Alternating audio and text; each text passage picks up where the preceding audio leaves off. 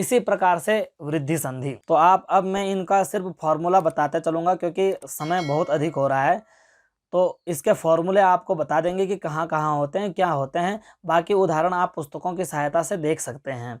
तो वृद्धि संधि वृद्धि कहते हैं, जिस प्रकार से गुण अ ए ओ को कहते हैं, उसी प्रकार से वृद्धि कहते हैं आ ऐ औ को। अर्थात गुण का जो अधिक विस्तृत स्वरूप है उसको कहते हैं वृद्धि।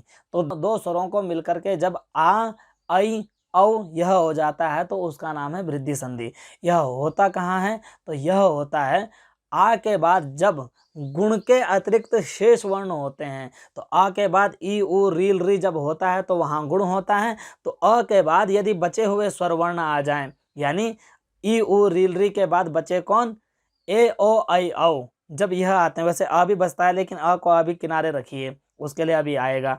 तो अ के बाद जब ए ओ ऐ औ ये वर्ण आते हैं तो अ और ए को अ और ए को मिलकर भी कोई संधि होती है, अ और ओ को मिलकर भी कोई संधि होती है, अ और ऐ को मिलकर भी कोई संधि होती है, और अ और औ को मिलकर भी कोई संधि होती है। तो यह संधि होती है वृद्धि संधि। वृद्धि है 3 आ ऐ औ। तो किसको क्या होता है यह भी जान लीजिए। आ के बाद यदि ए आ जाए तो ऐ होता है, अ के बाद यदि ओ आ जाए तो अव होता है, और अ के बाद यदि ऐ आ जाए तो ऐ होता है, और अ के बाद यदि अव आ जाए तो अव होता है।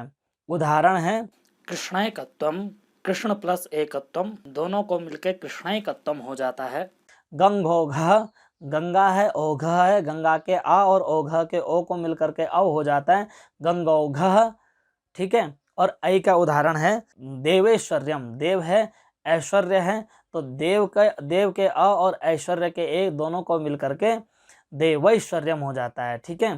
कृष्ण धन औत्कंठ्यम, कृष्ण के अ और औत्कंठ्यम के औ को दोनों को मिलकर के औ हो जाता है तो कृष्णोत्कंठ्यम होता है। तो इस तरह से वृद्धि संधि समाप्त।